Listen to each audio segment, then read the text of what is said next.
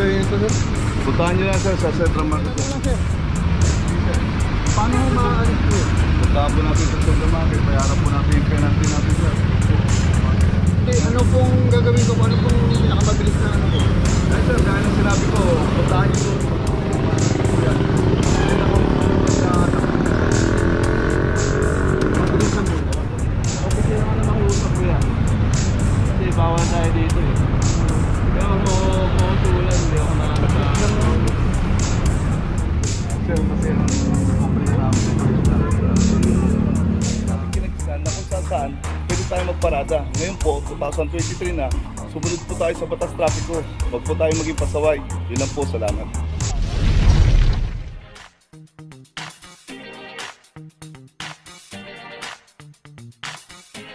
Papajo TV!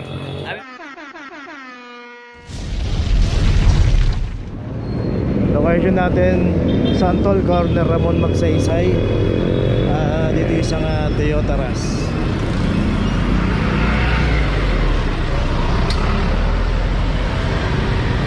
$23,626.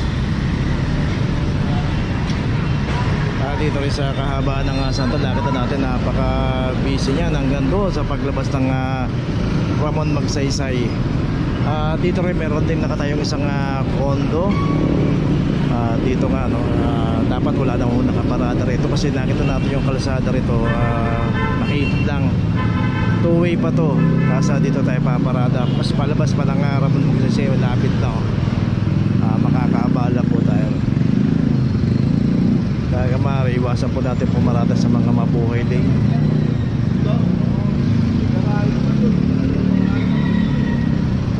Ayun niya, sila na nagsabi rito, dito raw to sa may condo. Doon daw galing. Okay, ito may notice na. Tuloy na po tayo. Location natin Santol Street Corner, Palasa Street. Dito isang Toyota Avanza, from number 002.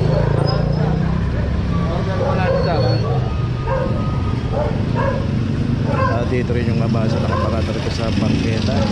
Wala rin driver.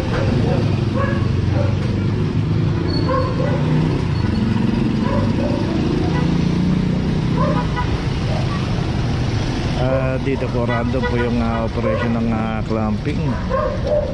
At kung sino po yung aabutan during operation, sino po yung madadatnan dito na naka-obstruct at walang driver, matik na po yan.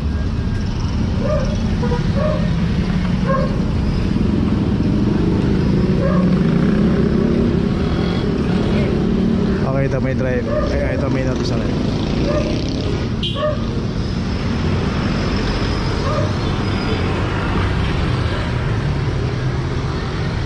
Okay, naka-plastic na rin. Tuloy na po tayo. Location natin sa Osiego Corner sa Leisure Street. Dito naman isang expander.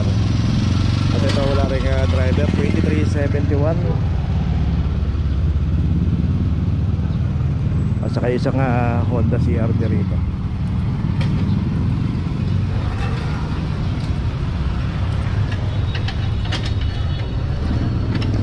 Dito rin sa mga pinaradahan ng dalawang naklap na sasakyan dito. Meron po kasi nga isang condominium dito. At yun nga dati malimit po na maraming pumaparada rito. Dahil nga sa mahal ng parking sa condo, so dito sila nahuhuligang pumarada. So dito chinecheck muna yung mags bago ikabit yung clamp para makita ko sa may gasgas yung mags nito, para kung sakali magreklamo baka sabihin dito nang galing sa clamp. Binibidyo ang mabuti.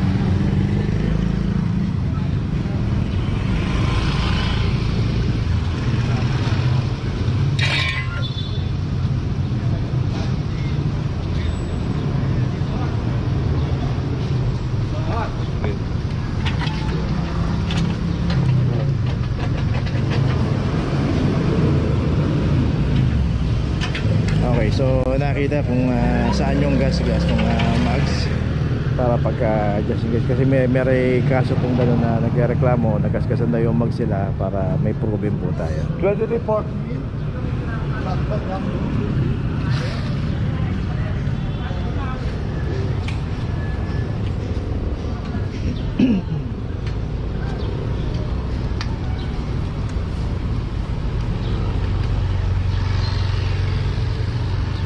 So yung isang expander may notice na. At ito ng CR yung nilalagyan dito. Kaya po kung paparada tayo, dito po madalas na rin pundaanan itong kahabaan ng Sosiego na to. Ayan, may notice na. Kaya iwasan po natin pumarada. Dito rin nga yung mismong barangay dito, pinapanatili po yung zero obstruction. Okay, tuloy na po tayo. Location natin nila Puente Street, corner Loyola Street. Dito may isang Toyota Innova 2327.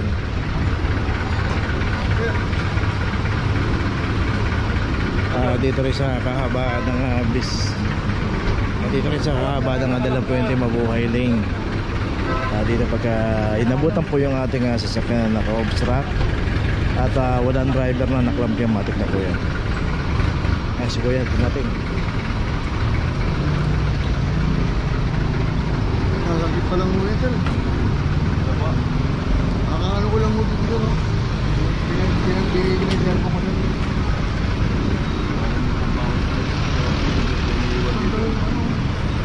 Supply nito, sir. Puntahan nyo lang sir sa Central Market yan. So maging aware po tayo sa... Sir, may tanong lang, sir. Paano maaalis po yun? Puntahan po natin sa Central Market. Bayaran po natin yung penalty natin sir. Hindi, ano pong gagawin ko? Ano pong pinakamabilis na ano po? Ay sir, gaya ng sinabi ko, puntahan nyo doon. Magpapit kayo po sa kayo para yan. Hindi na kung Mabilis lang po. Hindi ba pwedeng bigas o ano? wala pa hindi ka doon. Saan ba siya na market? Central Market yung fountain sir. Sa Boulevard dapat. Hindi nyo alam sir, sa kayo. Dito, tricycle lang mo yan? So yun, ulitin po natin, maging aware po tayo rito sa Maynila kasi meron po nga clamping operation dito. Kaya pag dito nadaanan po tayo, matik na po yan. Dito rin yung isang L300 dito 2350. Ay, Tama na halos siya.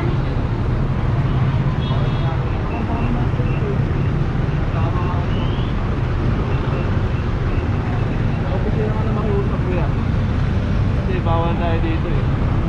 Kaya ako mausulan, hindi ako sa opisina ka na makiusap ko yan.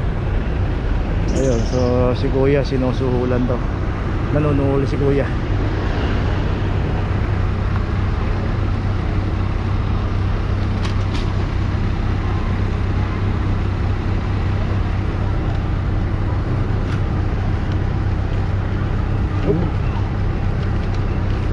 Okay, may notice na, tuloy na po tayo.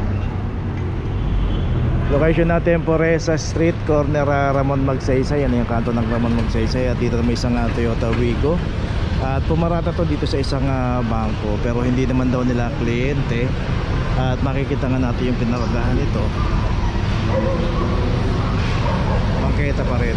So dito kasi pag nakapasok ka na rito, property line na ng bangko. Pero yung pinaradahan ng isang Wigo, bangketa.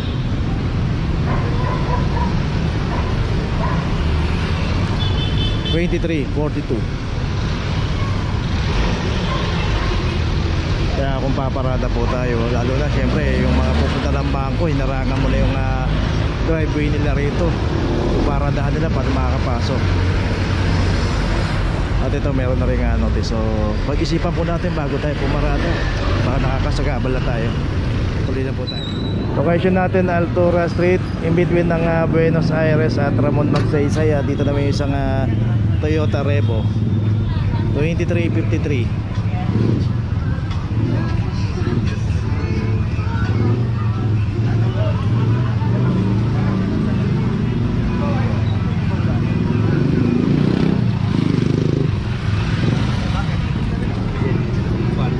Isa kasi sa madaling araw, di pa nagpapalito ng baseball. Baseball ito. Ay gusto nyo kan gusto ka-club ng principal. Sino kayo namin kontakin para ka-club mga sakyan? Dela Serrano.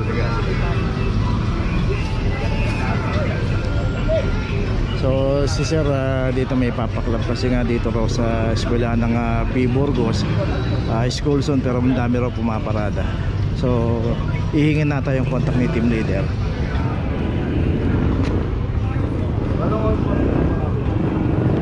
Minsan kasi sir, pasok namin mga bandang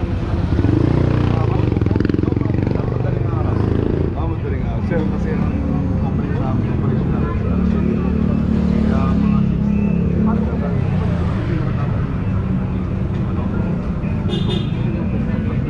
Hindi natin pwedeng, hindi tayo pwede mag-operation ng ganung oras. Dapat 7. Kaya sir, saka dito tumataan talaga naman.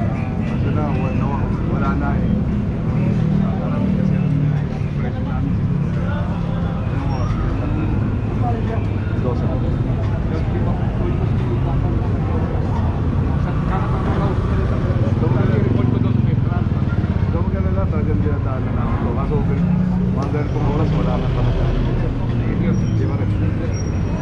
So yun, medyo maaga pala yung gusto na sir kasi marami rin sa madaling araw, mga alas 4 na madaling araw, pero yun nga alas 7 po kasi simula ng operate. Okay, tuloy na po tayo. Location natin Masangkay. Dito yung isang Masangkay corner, Piedad Street. Dito isang Toyota Fortuner from number 0025 at naka double parking to. Dito nga sa kahabaan ng Masangkay, kita natin both side may mga nakaparada, pay parking, pero pagka nag double parking po tayo dito bawal na. At dito halos sinakop na nga yung kalsada rito dahil sa litang naman ang kalsada rito ng Masangkay. Both side pinakaparada na, tapos magdo-double parking pa tayo. So itong maliit na kalsada na lang ang matitirang daanan dito. Kita natin dadaan nga yung taxi. Sumalubong lang yung bisikleta, hindi na siya makausad dito. So ganun na po kasikip dito sa Masangkay.